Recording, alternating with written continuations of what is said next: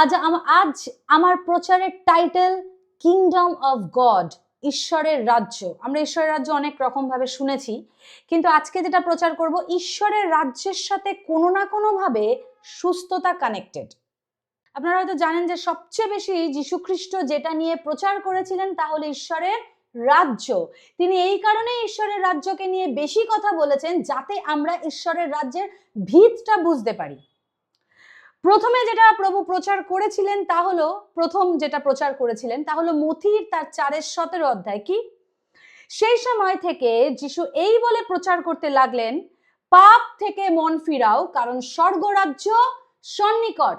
অর্থাৎ তিনি এটা বোঝাতে চাইছিলেন যে আমাদের পাপ থেকে মন ফেরানোর প্রয়োজন, আমাদের জীবনে অনুতাপের প্রয়োজন, আমাদের দৃষ্টিভঙ্গিকে, আমাদের দৃষ্টিকোণকে চেঞ্জ করতে হবে। যদি আমরা ঈশ্বরের রাজ্যে প্রবেশ করতে চাই তাহলে অবশ্যই অনুতাপ এবং মন পরিবর্তন আমাদের জন্য প্রয়োজন। আর এটা ছিল স্বর্গরাজ্যের বিষয়ে প্রথম মেসেজ প্রভু যীশু খ্রিস্টের। তারপর তিনি ক্রুশে গেলেন, মৃত্যুবরণ করলেন, 3 দিন পর আবার জীবিত হলেন মৃতগণের মধ্যে থেকে, এবং 40 দিনে তার এই গ্লোরিয়াস বডিকে, তার এই গ্লোরিয়াস পুনরুত্থিত শরীরকে 500 জন লোক দেখেছিল। আচ্ছা দেখুন, প্রথম মেসেজ কি ছিল? ঈশ্বরের রাজ্য। 40 দিন পর তিনি সবাইকে দেখা দিয়ে কি মেসেজ দিলেন দেখুন। প্রেরিত তার 1-2-3 পদ। যিশুকে স্বর্গে তুলে নেওয়ার আগে পর্যন্ত তিনি যা করেছিলেন ও শিক্ষা দিয়েছিলেন তার সমস্তই আমি আমার আগের বইতে লিখেছি। যে শিষ্যদের তিনি বেছে নিয়েছিলেন তাকে তুলে নেওয়ার আগে সেই শিষ্যদের তিনি পবিত্র আত্মার মধ্য দিয়ে নির্দেশ দিয়েছিলেন। তার দুঃখ ভোগের পরে এই লোকদের কাছে তিনি দেখা দিয়েছিলেন এবং তিনি যে জীবিত আছেন তার অনেক বিশ্বাসযোগ্য প্রমাণ তিনি দিয়েছিলেন। প্রথম মেসেজ ছিল ঈশ্বরের রাজ্য নিয়ে, শেষ মেসেজও ছিল ঈশ্বরের রাজ্য নিয়ে।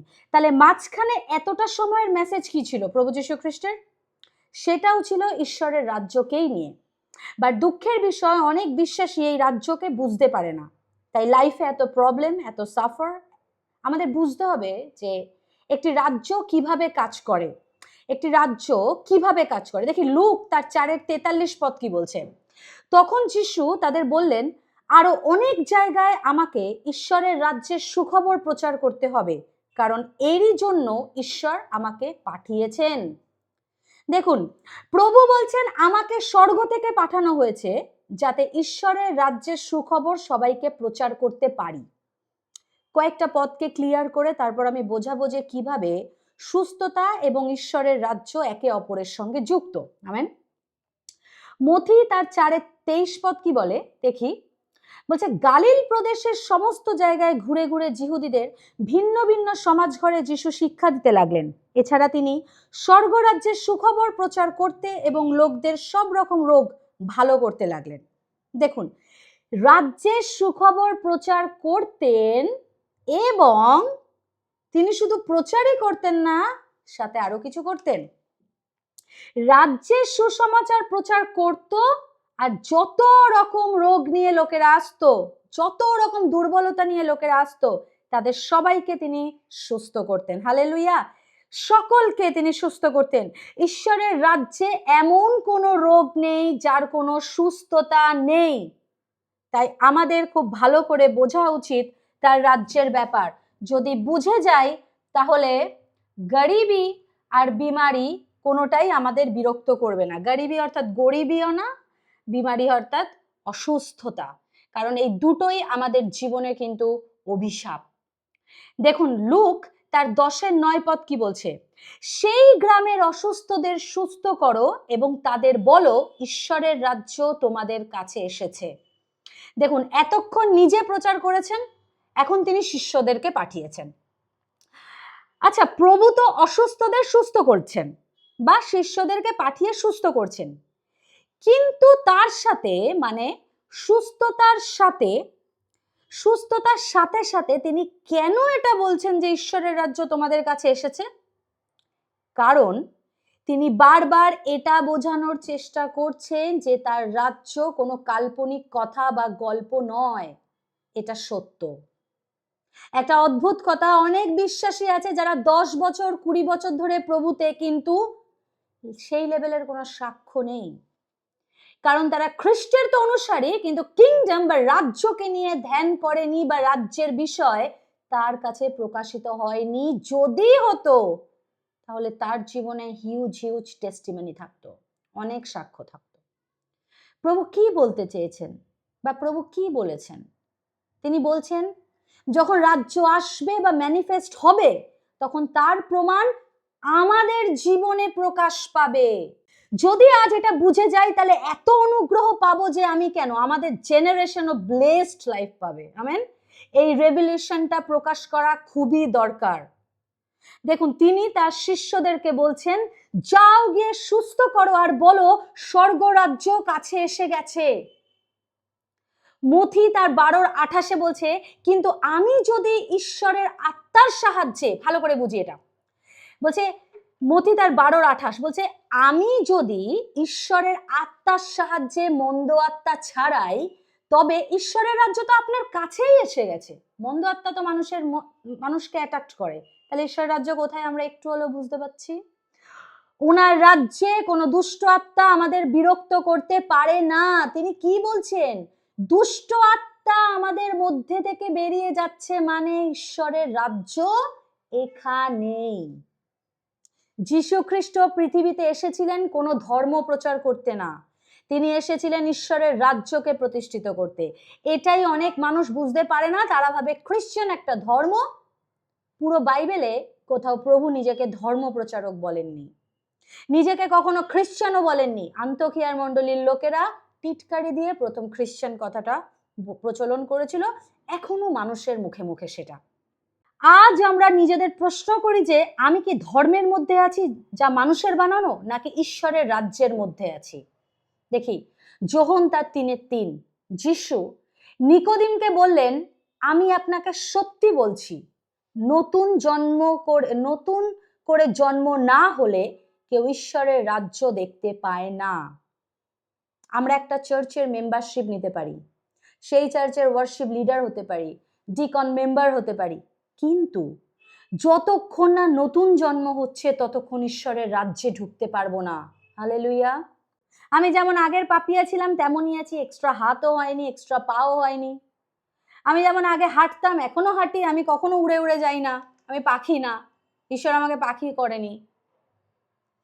আমার কিছুই পরিবর্তন হয়নি, শুধু আমার ট্রান্সফরমেশন হয়েছে, আমি রূপান্তরিত হয়েছি।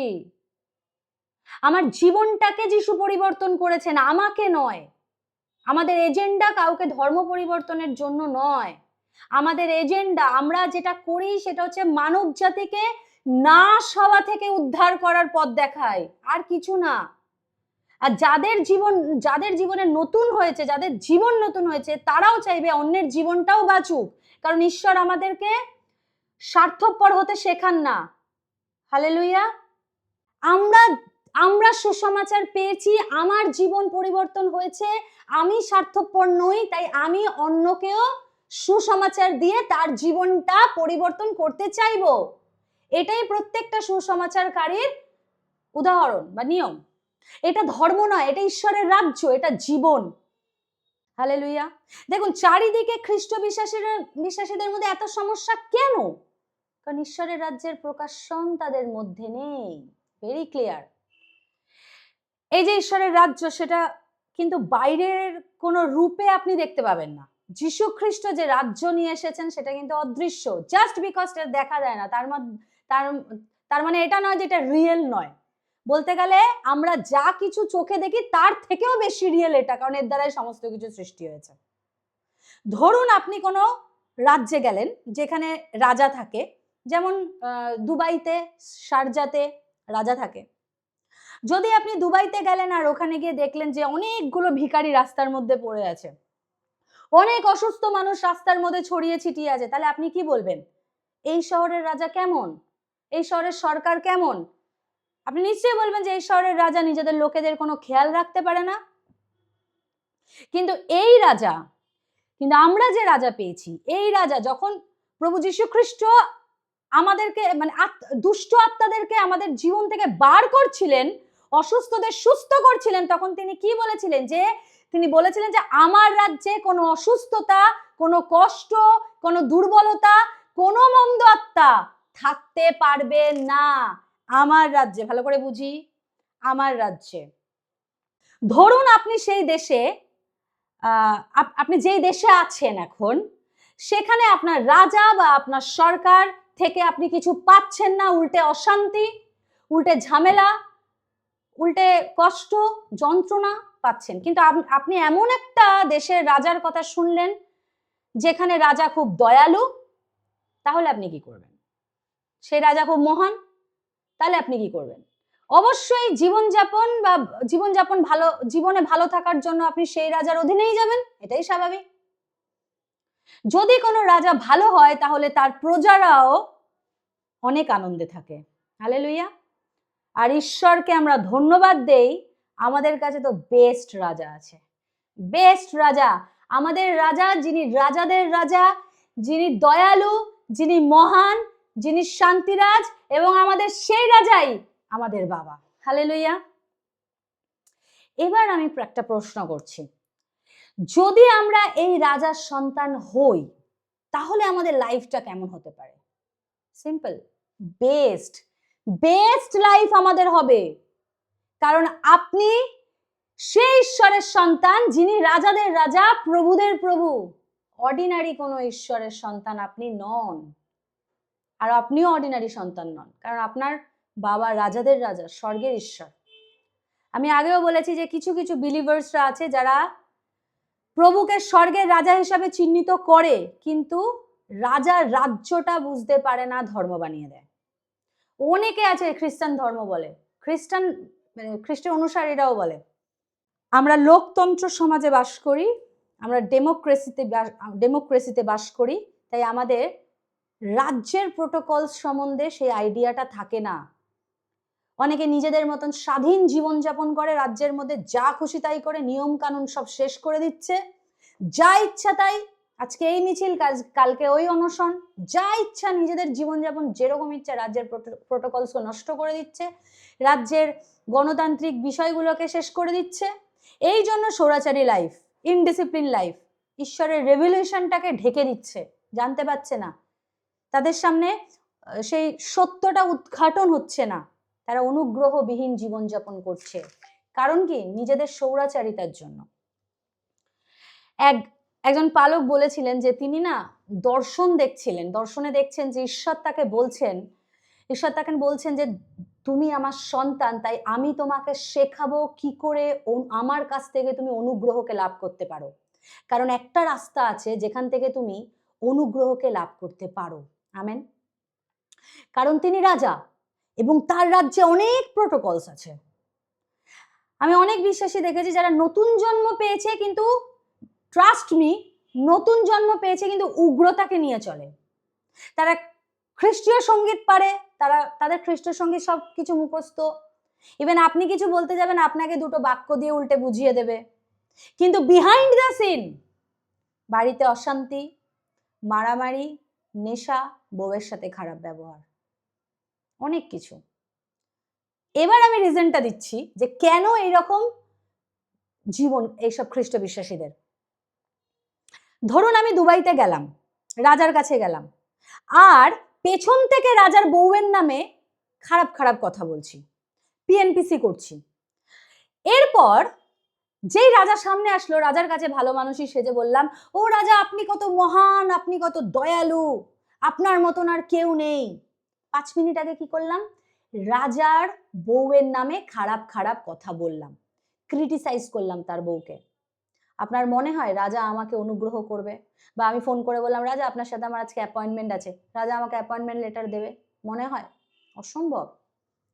এইরকম কত বিশ্বাসী আছে যারা রোজ মণ্ডলীকে নিয়ে খারাপ খারাপ কথা বলে, নানা রকম বদনাম মণ্ডলীতে ছড়ায়। আর যারা করে তারা ভাবে রাজা কিছু শুনতে পায় না, রাজা কানে শুনতে পায় না। তারা ভাবে একটা ঘরে 4-5 জন মিলে বসবে, ঘরও দরকার নেই, ছাড়ুন, আপনার মণ্ডলী না, অন্য কোনো মণ্ডলীতে বসে আছে, মণ্ডলীতে বসে আপনার মণ্ডলী নিয়ে নানা রকম গসিপিং চলছে। তাদের এই কয়েক ঘন্টা গসিপ এবং কয়েক ঘন্টা মজার জন্য তারা সারা জীবনের ফেভার, সারা জীবনের অনুগ্রহটাকে হারিয়ে ফেলে, কিন্তু তারা সেটা বুঝতেই পারে না। তাদেরকে এভরি ফ্রাইডে আপনি ফাস্টিং করতে দেখবেন, কিন্তু বিলিভ মি তাদের লাইফে কোনো রকম তাদের লাইফে চেঞ্জেস বা কোনো রকম অনুগ্রহ দেখি না। কারণ কি জানেন? কারণ তাদের জিভটাই খারাপ, আর এটা ওরা বোঝেই না। আর তারা যখন অনুগ্রহ পায় না তখন প্রভু খারাপ হয়ে যায়। তারা বলে এই মেয়েটা তো নতুন প্রভুতে এসছে, তাহলে এত কেন অনুগ্রহ পাচ্ছে, আমি তো বর্ন খ্রিস্টান, আমি কেন পাচ্ছি না। তারা সময় সুযোগ পেলে পাস্টারদেরকেও ছাড়ে না। পাস্টারদের নামেও, পাস্টারদের ছোটখাটো কোনো ভুল পাস্টারদের নামেও খারাপ কথা বলতে শুরু করে দেয়। এটা বোঝে না পাস্টাররা জীবনে হাজারো কষ্ট লুকিয়ে বিশ্বাসীরা কি করে গ্রো আপ করবে সেই চিন্তা করে, কিন্তু তারা এটা বোঝে না পাস্টারদেরকে রোবট ভাবে। বিশ্বাস করুন, পাস্টারদেরকে রোবট ভাবে। পাস্টারদের একটু ভুল হলে এই পাস্টার খারাপ, সেই পাস্টার খারাপ।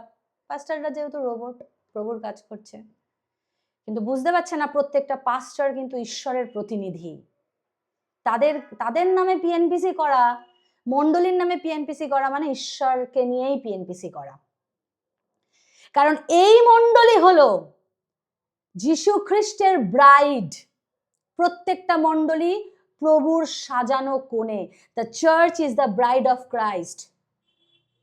আপনি একবার ভাবুন, আপনি জানতে পেরেছেন যে কেউ এমন আছে যে কিনা আপনার বউয়ের নামে খারাপ খারাপ কথা বলছে, আপনি তার বাড়িতে গিয়ে ডিনার করবেন?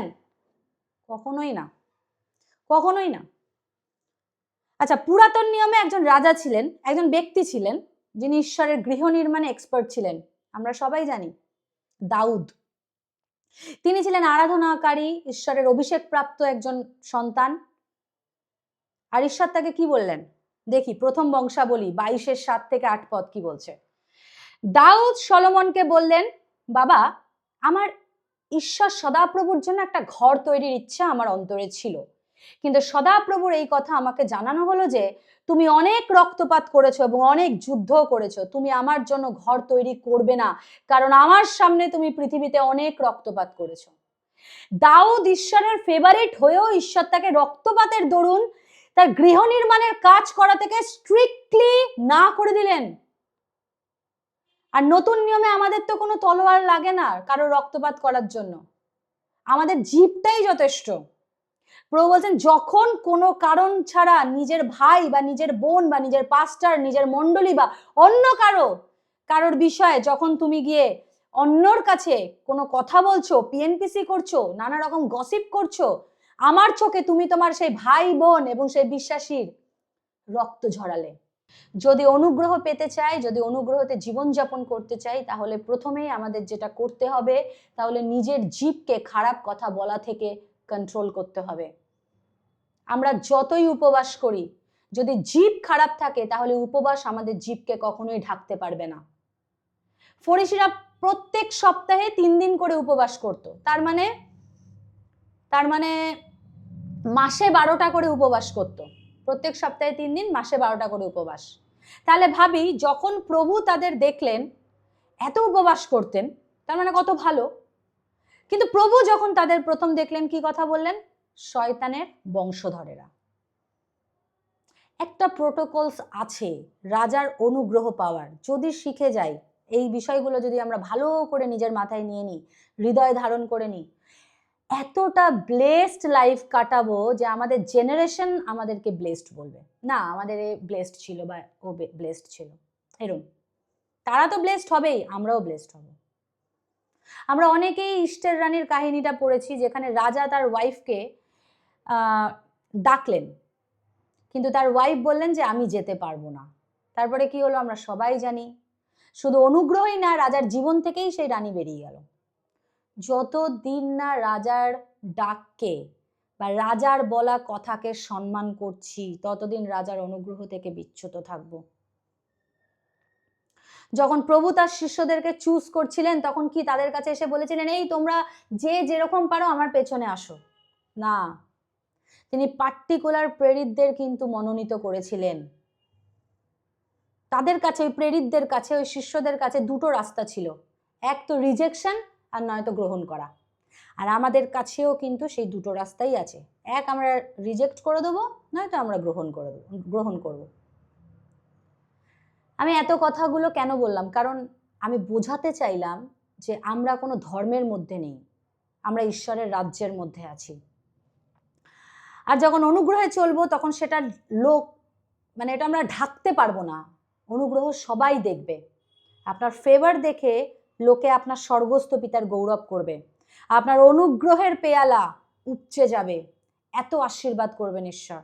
এখানে যতজন আজকে জুমে যতজন অসুস্থ আছি বা যতজন অসুস্থতার মধ্যে বা পরিবারের সদস্যরা অসুস্থতার মধ্যে দিয়ে যাচ্ছে, বিলিভ করুন, জাস্ট ডিক্লেয়ার করুন, যিশুর নামে আপনাদের পরিবারের লোকেরা সুস্থ হবে, যিশুর নামে। কারণ যেই নাম সব নামের ঊর্ধ্বে, সেই নামের দ্বারা সমস্ত কিছু হয়। প্রত্যেকে সুস্থ হবেন, প্রত্যেকে সুস্থ হবেন, আমি বিশ্বাস করি। কারণ আমি আমার প্রভুকে জানি, তার রাজ্যে কোনো অসুস্থতা টেকে না, তার রাজ্যে কোনো অসুস্থতা নেই, তার রাজ্যে কোনো দুষ্ট আত্মার কাজ থাকতে পারে না। আর আপনি সেই রাজ্যের অংশে রয়েছেন, সেই রাজ্য আপনার হৃদয়ে রয়েছে। সুতরাং আপনার জীবনে কোনো অসুস্থতা এবং আপনার পরিবারের লোকদের জীবনে কোনো অসুস্থতা থাকতে পারে না, ইন জিসাস নেম। হালেলুয়া। ঈশ্বর আমার জন্য অনেক কিছু করছেন, সেই জন্য আমি বলছি, আমি যদি ফেভার পেতে পারি তাহলে আপনারা কেন পাবেন না? আপনারাও তো সেই একই ঈশ্বরের উপাসনা করেন, একই আরাধনা করছেন, একই ঈশ্বরকে ডাকছেন। আমি যদি ইভেন আমাকে ঈশ্বর অনুগ্রহ করেই চলেছেন। আমি প্রভুকে সব সময় ধন্যবাদ দেই, আমি প্রভুকে ধন্যবাদ দিয়ে শেষ করতে পারি না।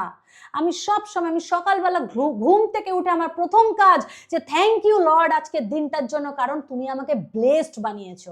প্রথমেই পজিটিভ ঘোষণা করে ফেলি, তুমি আমাকে ব্লেসড বানিয়েছো। তারপরে বাক্য পড়ি, গীতসংগীতা 91 পড়ি, তারপরে আরো কিছু কিছু ঘোষণা লিখেছি, সেই ঘোষণাগুলোকে ডিক্লেয়ার করি। আমার লাইফটা ভালো যায়, কষ্ট থাকে না। যিশুর নামে কষ্ট এই রাজ্যে থাকতেই পারে না, অসম্ভব। শয়তান তো টার্গেট করবে, এটা ওর কাজ, কিন্তু আপনার কাছে হাতিয়ার আছে, ইম্মানুয়েল যিশু খ্রিস্ট। শয়তান আসবে আপনি কাটবেন, শয়তান আসবে আপনি কাটবেন। ঈশ্বর তো দিয়ে দিয়েছেন হাতিয়ার আপনাকে। কারণ যিশু আমার রাজা, আর আমি হলাম তার রাজ্য। আমেন। অর্থাৎ রাজার রাজ্য, আমার হৃদয়ে রয়েছে ঈশ্বরের রাজ্য।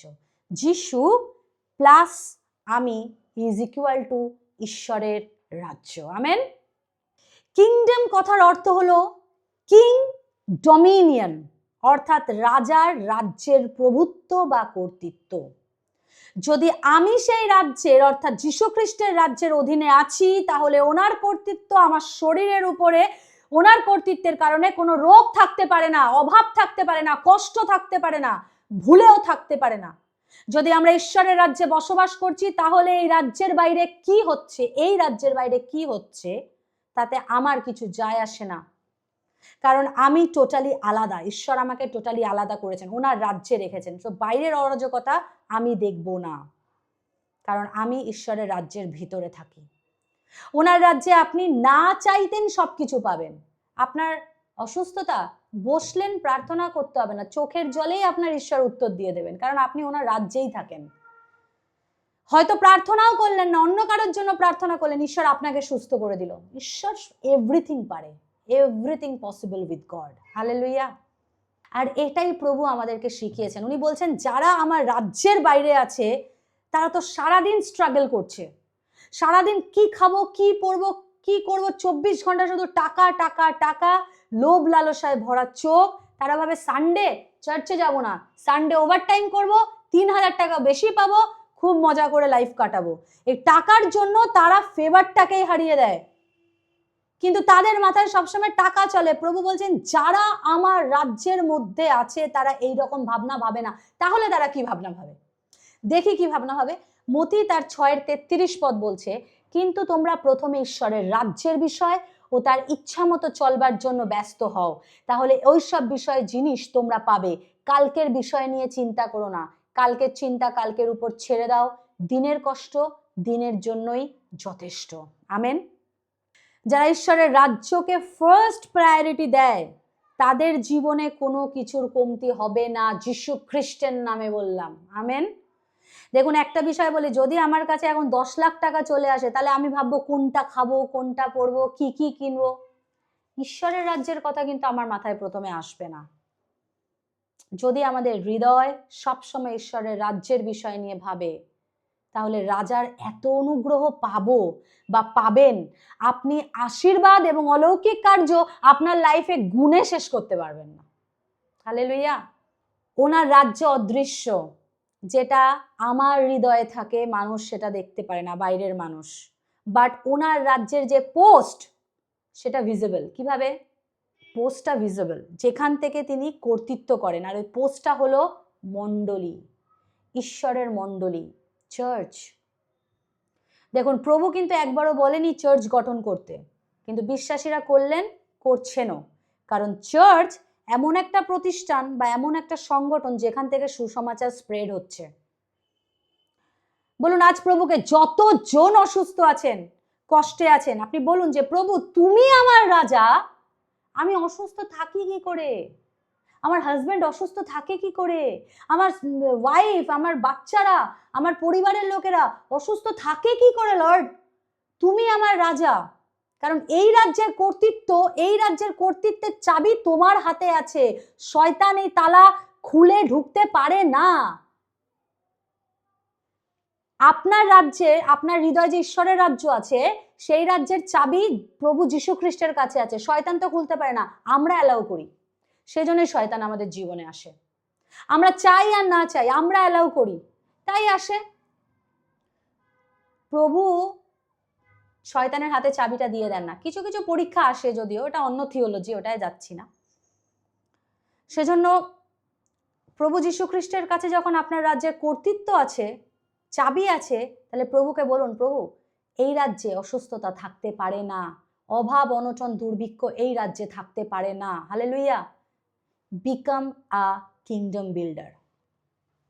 আমরা যতজন এখন আছি এই মুহূর্তে, সব সময় আমরা জানি, ভাবি যে প্রভু তুমি যেই সেবা কার্যে আমাকে নিয়োগ করেছো, আমি কিভাবে তোমার রাজ্যকে আরো বেশি করে বিস্তার করতে পাবো প্রভু, সেই পবিত্র আত্মার শক্তি, সেই পবিত্র আত্মার সামর্থ্য প্রভু তুমি আমাকে দাও।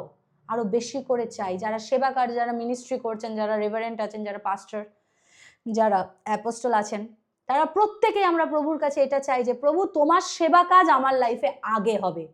প্রথমে তার রাজ্য এবং ধার্মিকতার বিষয়ে অন্বেষণ করতে প্রভু তুমি বলেছো, তাহলে বাকি জিনিস অটোমেটিক আমার জীবনের সাথে অ্যাড হয়ে যাবে। আমি না চাইতেই প্রভু তুমি আমাকে দেবে, কারণ আমার মনের ইচ্ছা, তুমি অন্তর্যামী ঈশ্বর, আমার স্বর্গস্থ পিতা আগে জানে।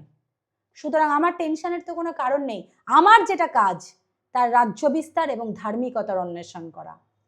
ঈশ্বরের রাজ্যের জন্য বেস্ট করব, তাহলে লাইফে আমরা বেস্ট পাবো। কারণ ঈশ্বরের খাবার কি জানেন? ঈশ্বরের খাবার হচ্ছে আমার আপনার ইচ্ছাকে পূরণ করা। হালেলুয়া। আমার আপনার ইচ্ছাকে, কারণ আমরা তার সন্তান। আপনি পারবেন আপনার সন্তান, এখানে যতজন মা বাবা রয়েছেন, আপনি পারবেন আপনার সন্তানের কষ্ট, অসুস্থতা, চোখের জলকে দেখতে? কোনো বাবা মা পারবে না। তাহলে আপনার স্বর্গস্থ পিতা, আমাদের জগতের বাবা মার থেকে তো আমাদের স্বর্গস্থ পিতা কতই না মহান। তাহলে আমাদের বাবা দেখে কি করে আমাদের ছেলে অসুস্থ, আমাদের মেয়ে অসুস্থ, আমাদের স্বামী স্ত্রী সবাই অসুস্থ, দেখে কি করে? কোনো অসুস্থতা নেই। যিশুর নামে সমস্ত অসুস্থতা ক্যান্সেল। শুধু বরকত, মানে শুধু আশীর্বাদ, শুধু অনুগ্রহ, শুধু শান্তি, শুধু দয়া, শুধু কৃপা আমাদের জীবনে অনুচর হবে। গীত সংগীতা 23 বলছে শুধু শান্তি, দয়া, অনুগ্রহ আমাদের জীবনের অনুচর হবে। কোনো অসুস্থতা থাকতে পারে না। কারণ যখন আপনি সেই ঈশ্বরের ছায়ার নিচে আছেন, যে ঈশ্বর আপনাকে সৃষ্টি করেছেন, সেই ঈশ্বর বাক্য বলছে 91-তে যে প্রভু তুমি তোমার স্বর্গদূতদের আদেশ দেবে, তারা আমাকে রক্ষা করবে, যাতে আমার পায়ে পাথরের আঘাত না লাগে। কত বড় কথা, হ্যাঁ, দাউদ বলেছেন। কত ইম্পর্টেন্ট কথা আমাদের জীবনের জন্য। হালেলুয়া। সুতরাং আমরা প্রথমে তার রাজ্য এবং ধার্মিকতার অন্বেষণ করি, তার কিংডমকে ভালো করে বোঝার চেষ্টা করি এবং নিজে একজন কিংডম বিল্ডার তৈরি হয়ে যাই।